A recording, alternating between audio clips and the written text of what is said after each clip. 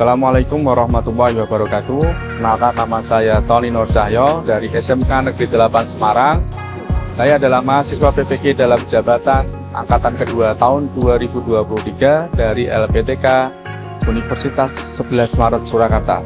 Pada kesempatan kali ini saya akan melaksanakan kegiatan uji kompetensi PPG periode ke-6 tahun 2023 pada mata pelajaran IPAS pada tema makhluk hidup dan lingkungannya.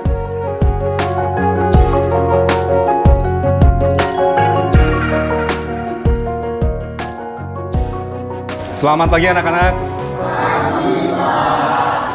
Ya, gimana kabar kalian hari ini?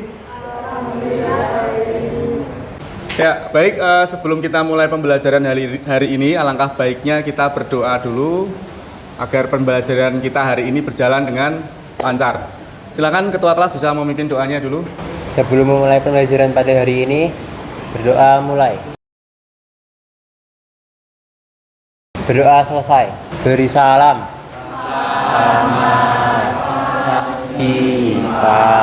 Ya, selamat pagi. Indonesia tanah airku. Ya, alhamdulillah hari ini kita bertemu lagi dalam pembelajaran IPAS hari ini. Semuanya sudah sehat ya, tidak ada masalah ya hari ini ya. Oke, saya akan mengabsen dulu kehadiran kalian. Yang pertama Armita. Hadir, Pak. Kemudian Biantara.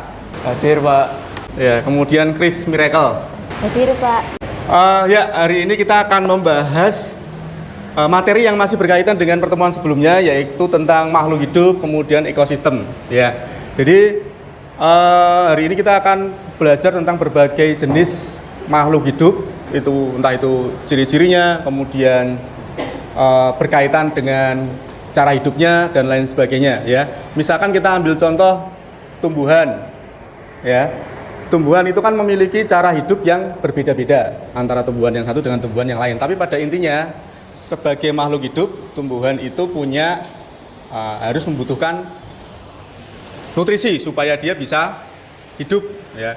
Kemudian ada pengaruh-pengaruh lagi lain dari lingkungan yang membuat dia bisa tumbuh, kemudian dia bisa berkembang biak dan lain sebagainya. Nah, tujuan yang mau kita capai dalam pembelajaran kali ini, berdasarkan apa yang sudah saya sampaikan tadi, adakah yang bisa menyampaikan atau menyampaikan pendapatnya tujuan pembelajaran kita hari ini? Yang pertama, silakan. Ayo, Pak, mencari cara hidup tumbuhan. Ya, bagus sekali jawaban dari Yoel, mencari tahu cara hidup tumbuhan. Ya, tujuan pembelajarannya hampir seperti yang disampaikan Joel tadi, tapi masih kurang sedikit. Ada lagi yang bisa memberikan jawaban yang lain? Silakan. Saya, Pak. Ya, Hanif, silakan. Mengidentifikasi ciri-ciri makhluk hidup. Ya, terima kasih. Bagus sekali jawaban dari Hanif tadi, yaitu mengidentifikasi ciri-ciri makhluk hidup. Ya, tujuan pembelajaran kita yang pertama adalah mengidentifikasi ciri-ciri makhluk hidup. Tentunya nanti melalui diskusi, kemudian dari video yang nanti akan saya tayangkan, dan juga pengamatan. Ya, tadi tujuan pembelajaran yang pertama ya. Kemudian tujuan pembelajaran yang kedua, yaitu nanti kalian saya tampilkan video maupun nanti ada literatur, sehingga tahu batasan-batasan mana yang akan dipelajari terkait identifikasi ciri-ciri makhluk hidup tadi. Nah, kira-kira apa nih tujuan pembelajaran yang kedua berdasarkan apa yang sudah saya sampaikan? Ada yang bisa menyimpulkan? Silakan. Saya, Pak. Ya. Dengan membeda-bedakan makhluk hidup, Pak. Ya, terima kasih Ahmad, jawabannya bagus sekali. Mungkin ada yang bisa lebih menyempurnakan jawaban dari Ahmad? Saya, Pak. Ya, silakan Anggriani. Menjelaskan ruang lingkup ciri-ciri makhluk hidup. Ya, terima kasih jawaban dari Anggriani, tepat sekali bahwa tujuan pembelajaran kita yang kedua apa tadi? Menjelaskan ruang lingkup. Iya, menjelaskan ruang lingkup ciri-ciri makhluk hidup. Kemudian tujuan pembelajaran kita yang ketiga, nanti kan kalian akan membuat eco wall sebagai dasar dari salah satu ciri-ciri makhluk hidup yang nanti kalian akan buat dan kalian amati. Berarti dari yang saya sampaikan, tujuan pembelajaran kita yang ketiga, ada yang bisa menyampaikan? Silakan. Saya, Pak. Ya, Ella, silakan. Mengetahui cara membuat eco wall. Ya, terima kasih jawaban dari Ella, tepat sekali, yaitu tujuan pembelajaran kita yang ketiga adalah mengetahui cara pembuatan eco wall sebagai salah satu dasar dari ciri-ciri makhluk hidup yang bisa kita amati nanti. Oke, kita sudah merumuskan 3 tujuan pembelajaran. Terima kasih atas keaktifan dan partisipasi kalian dalam menentukan tujuan pembelajaran kita hari ini. Selanjutnya akan saya adakan semacam tes diagnostik untuk mengetahui kemampuan dasar kalian. Link tesnya sudah saya share di grup, silahkan dikerjakan.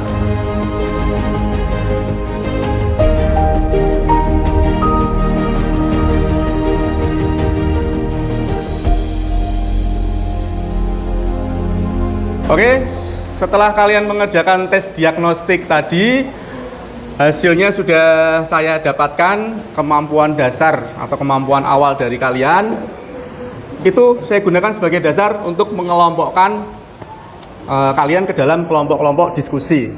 Setelah kalian tadi berhasil menentukan tujuan pembelajaran terkait dengan materi kita kali ini, saya akan menjelaskan sedikit dulu ya terkait materi kita makhluk hidup dan lingkungan, supaya kalian nanti berdiskusinya lebih bisa terarah lagi. Untuk materi kita yaitu makhluk hidup dan lingkungan, kalau kita bicara lingkungan hidup, berarti kita harus tahu dulu komponen dari lingkungan hidup tersebut. Ya, lingkungan hidup, komponennya, yaitu ada 2, biotik dan abiotik. Oke, untuk yang pertama yaitu abiotik dulu, yang biotik dulu, yaitu yang makhluk hidup ya. Biotik. Kalau kita bicara terkait dengan biotik, maka kita pelajari juga, kita harus tahu juga tentang struktur organisasi kehidupan. Dari yang paling sederhana, paling kecil sampai nanti tingkatan yang paling tinggi. Untuk yang pertama dulu yaitu individu. Individu ini adalah struktur terkecil dari struktur organisasi kehidupan kita, individu. Kalau tadi yang paling kecil itu adalah individu, ya contohnya misalkan 1 ekor kucing, 1 ekor singa, kemudian 1 individu tanaman kaktus, itu kita sebut sebagai individu ya, 1 individu tanaman padi, itu individu. Kalau kumpulan beberapa individu tadi, maka akan membentuk sebuah populasi. Kumpulan dari individu yang sejenis. Oke, bisa dipahami ya. Selanjutnya, beberapa populasi tadi bergabung, ada populasi singa, misalkan populasi kelinci, dan populasi tanaman padi, misalkan, maka akan bergabung membentuk sebuah komunitas.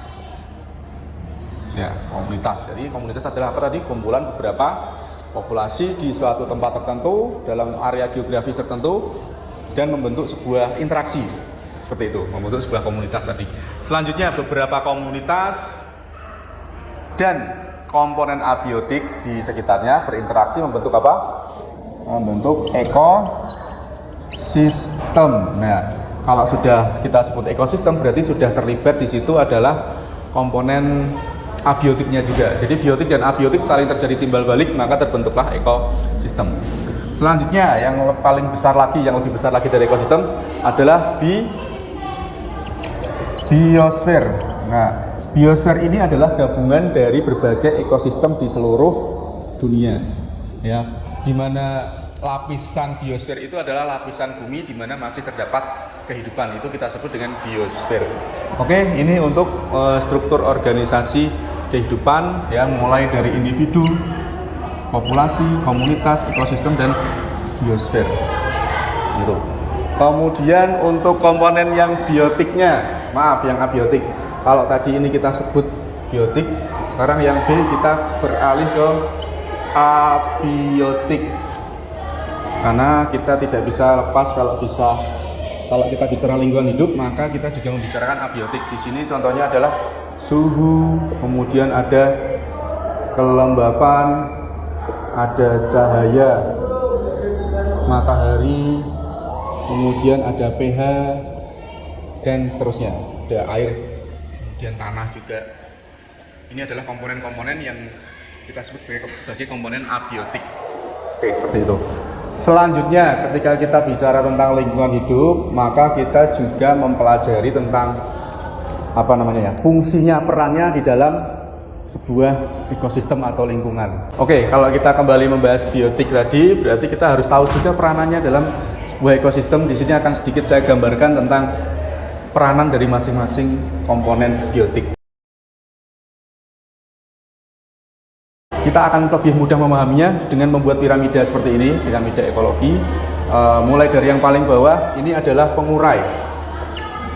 Pengurai atau kita sebut juga dekomposer atau detritivor. Di mana di sini anggotanya adalah beberapa golongan jamur ya. Ini mungkin kalian juga sering melihat dan mengenal beberapa jenis jamur di sekitar kita ada juga. Selain itu juga ada cacing ya. Misalkan ini cacing yang sering kita jumpai juga di dalam tanah, dia fungsinya sebagai pengurai juga. Kemudian di tingkat ke atasnya ini ada produsen ya. Produsen ini ya seperti tumbuhan, misalkan ini rumput ya. Kemudian ada pohon-pohon juga. Ya, anggap aja ini pohon ya. Dimana produsen ini fungsinya karena dia bisa membuat makanan sendiri, maka kita sebut dia sebagai organisme autotrof. Nah, kemudian tingkat di atasnya lagi kita menyebutnya dengan konsumen tingkat 1 atau konsumen primer. Ini adalah golongan dari herbivora biasanya ya, herbivora. Dan karena dia tidak bisa membuat makanan sendiri, maka kita sebut dengan heterotrof. Heterotrof. Anggotanya contohnya seperti apa? Herbivora ya, misalkan kita di sini aja misalkan apa ini? Nah, nih gajah. Kemudian ada kelinci mungkin ya. Dan seterusnya. Kemudian di tingkat atasnya lagi ada konsumen yang sekunder. Apa itu konsumen yang sekunder? Berarti konsumen di atas dari konsumen primer atau konsumen kedua. Ya, biasanya ini juga dihuni oleh organisme-organisme yang tergolong sebagai omnivor. Dia ada memakan daging dan juga memakan tumbuhan. Ya, contohnya seperti ayam, bebek, kemudian ada juga hewan-hewan lain, omnivor lain. Kemudian kita ke paling puncak dari piramida ini adalah konsumen tersier. Ini dia adalah konsumen puncak yang biasanya dihuni oleh para karnivora, yaitu pemakan daging. Banyak contohnya seperti harimau, singa, elang, dan seterusnya. Dia ada di konsumen paling puncak dari piramida ini. Itu tadi yang mungkin bisa menjadi pengetahuan awal bagi kalian untuk bahan diskusi nanti, bahwa lingkungan kita terdiri dari komponen biotik dan abiotik. Kemudian setiap komponen biotik punya perannya masing-masing di sini, mulai dari pengurai, produsen, konsumen 1, 2, dan tersier. Seperti itu. Mungkin kalau nanti ada pertanyaan silakan ditanyakan. Nah, pembagian kelompok berdasarkan tes diagnostik tadi sudah saya share di grup WA. Nah, sekarang waktunya kalian silakan berkelompok sesuai dengan pembagian yang sudah saya sampaikan di grup. Silakan.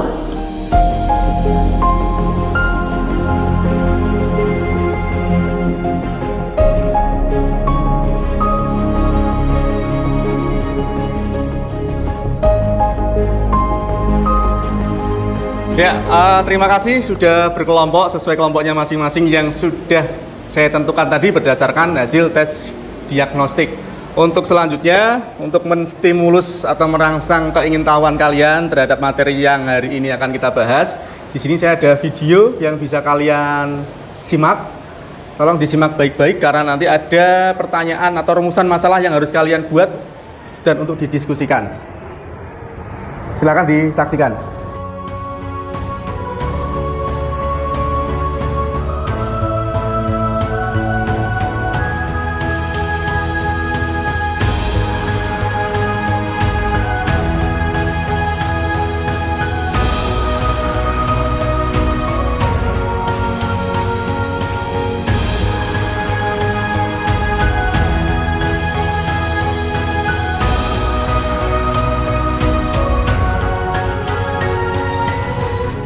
selanjutnya setelah video tadi masih ada satu lagi yang saya harap bisa menstimulus rasa ingin tahu kalian, rasa ingin mengeksplorasi, yaitu di sini nanti saya sudah menyediakan sebuah tanaman, ya salah satu makhluk hidup, tanaman putri malu atau Mimosa pudica kalau bahasa Latinnya. Bisa disimak demonstrasi saya berikut ini. Ini adalah tumbuhan putri malu. Saya akan memberikan perlakuan dengan menyentuh dengan penggaris.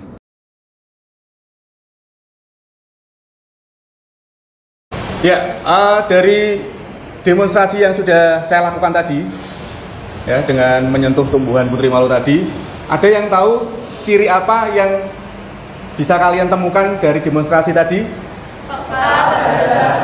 Ya, peka terhadap rangsang. Atau nama lainnya apa? Iritabilitas. Ya, betul sekali.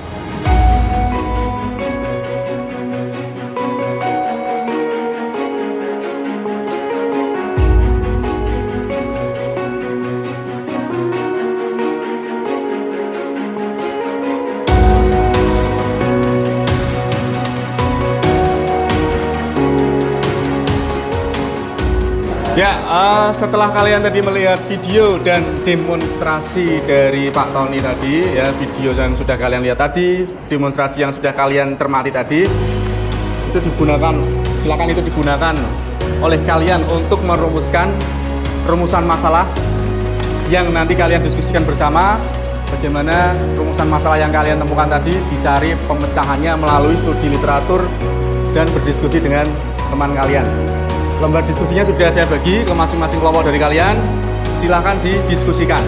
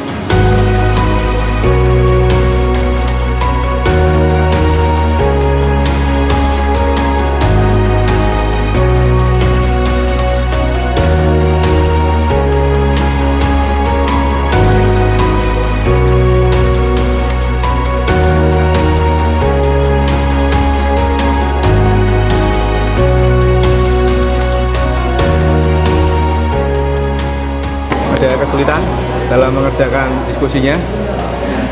Enggak ya? Oke. Kemudian pertanyaan nomor kedua, bagaimanakah ciri-ciri makhluk hidup? Yaitu ada bernafas, bergerak, bereproduksi, berkembang biak, dan memerlukan nutrisi. Lalu untuk pertanyaan yang ketiga, bagaimanakah keterkaitan unsur abiotik terhadap pertumbuhan tanaman? Nah, unsur abiotik itu sangat mempengaruhi keberlangsungan hidup makhluk hidup, seperti misal contohnya tanah, air, suhu, dan cahaya matahari juga sangat dibutuhkan oleh tanaman. Ya, terima kasih.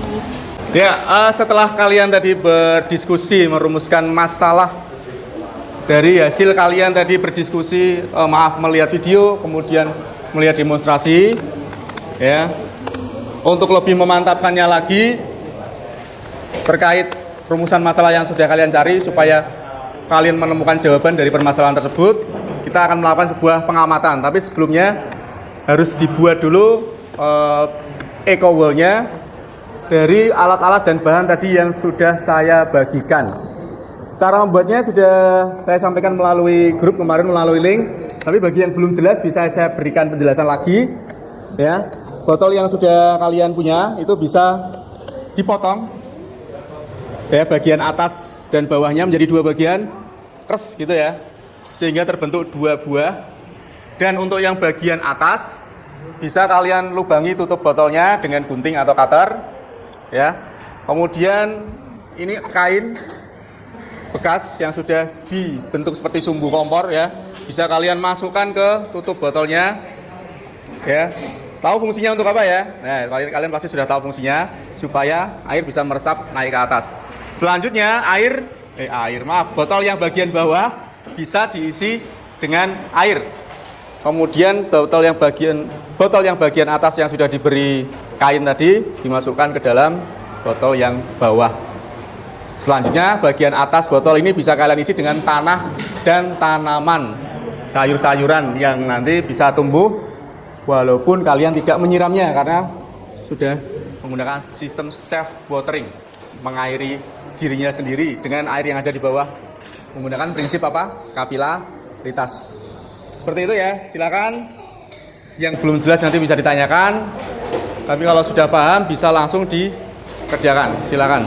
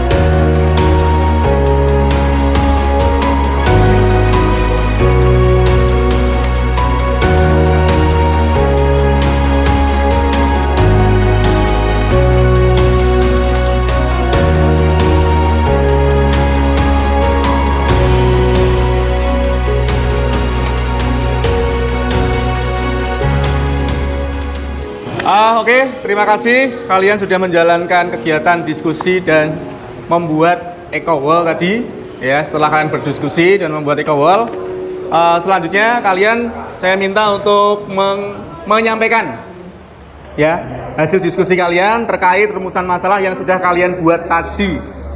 Sudah siap semuanya? Siap. Oke, terima kasih. Dan di sini kami akan mempresentasikan cara membuat eco wall dari botol bekas sebagai media menanam sayur. Berikut merupakan tujuan kami. Yang pertama, mendesain eco wall dari botol PET air mineral. Yang kedua, menjelaskan ciri-ciri makhluk hidup. Yang ketiga, mendeskripsikan pengaruh komponen biotik pada tanaman sayur. Lalu berikut ada rumusan masalah. Yang pertama, bagaimana desain eco wall dari botol PET yang dapat digunakan untuk menanam sayur dengan baik. Lalu yang kedua, bagaimana ciri-ciri makhluk hidup. Lalu yang ketiga, bagaimana pengaruh komponen abiotik terhadap makhluk hidup. Oke. Tadi sudah disampaikan hasil diskusi dari setiap kelompok, sudah berkolaborasi dan berdiskusi dengan baik semuanya ya. Terima kasih atas keaktifan kolaborasi dan motivasi belajar kalian yang sangat bagus. Di sini saya akan memberikan konfirmasi ya bahwa hasil diskusi tadi yang pertama tadi apa?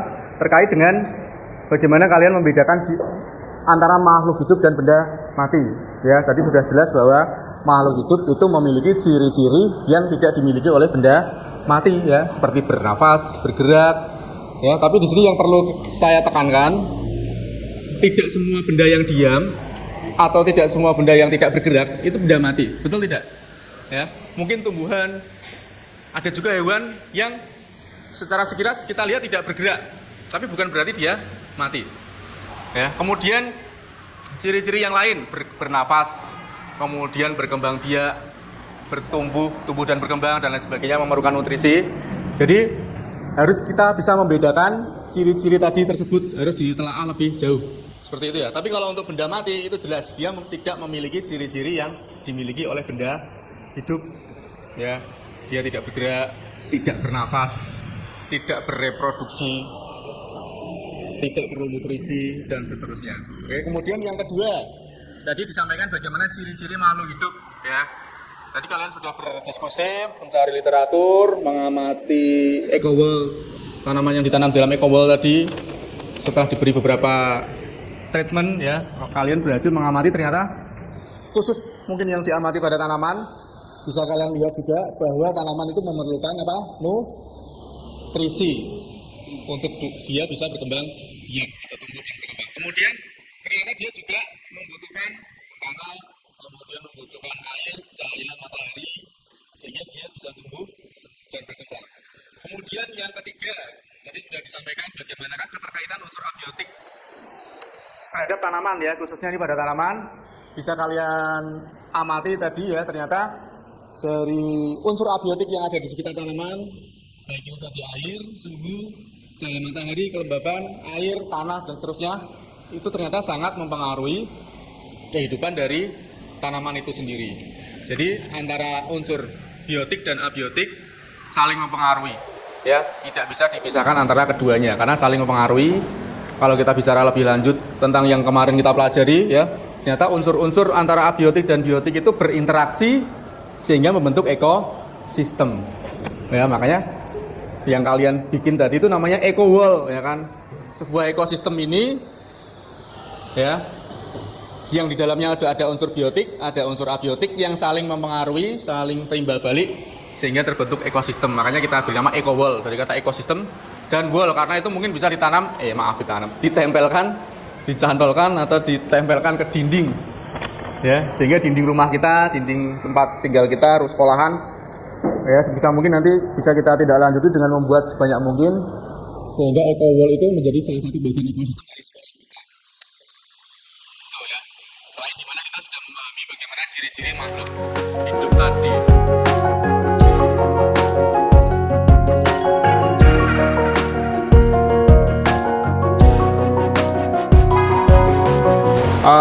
Sebelum kita mengakhiri pembelajaran hari ini, kita akan menyimpulkan dulu hasil pembelajaran kita hari ini. Silakan siapa yang mau mencoba mengambil kesimpulan? Saya, Pak. Ya, Kay Natasha, silakan. Kesimpulan dari pelajaran hari ini yaitu tumbuhan memiliki beberapa ciri yang membuatnya termasuk ke dalam makhluk hidup. Sementara itu, batu merupakan benda mati yang tidak memiliki ciri-ciri tersebut. Contohnya, tumbuhan memiliki kemampuan mempertahankan dirinya dan dapat melestarikan spesiesnya melalui perkembangbiakan. Sedangkan sebongkah batu tidak dapat melakukannya. Organisme yang memiliki ciri-ciri makhluk hidup meliputi manusia, hewan, tumbuhan, dan mikroorganisme. Ciri-ciri makhluk hidup meliputi bernafas, melakukan, memerlukan makanan atau nutrisi, bergerak, peka terhadap rangsang, tumbuh, dan berkembang. Berkembang biak, mengeluarkan zat sisa, serta beradaptasi. Ya, terima kasih. Bagus sekali tadi yang sudah disampaikan oleh Kay Natasha terkait kesimpulan dari hasil pembelajaran kita hari ini, bahwa hari ini kita sudah bisa, ya, kalian sudah bisa menyimpulkan bahwa hasil dari identifikasi kalian tadi bisa membedakan mana makhluk hidup dan mana benda mati dengan pengamatan secara langsung. Kemudian yang kedua, kita sudah tahu ruang lingkup dari ciri-ciri makhluk hidup, ya, yang kita amati seperti yang sudah disampaikan Kay Natasha tadi. Kemudian yang ketiga, kita juga bisa mengamati secara langsung ciri-ciri makhluk hidup melalui pengamatan secara langsung, ya, baik tadi tumbuhan putri malu dengan peka terhadap rangsangnya atau iritabilitas. Kemudian juga mengamati secara langsung tanaman dari eco wall yang sudah kalian buat tadi, bagaimana dia berinteraksi dengan unsur-unsur abiotik, dengan cahaya matahari, dengan tanah, dengan air yang ada di potnya tersebut, kemudian dengan suhu dan lain sebagainya. Jadi itu yang bisa kita pelajari hari ini. Semoga bermanfaat. Semoga juga kalian bisa mengembangkan lagi pengetahuan kalian melalui studi literatur, kemudian dari sumber-sumber yang lain. Jadi tidak hanya dari bapak ibu guru, ya. It's time to begin the Dari saya, shift lesson. terima kasih. Bisa kita lanjutkan pertemuannya ke depan. Assalamualaikum warahmatullahi wabarakatuh.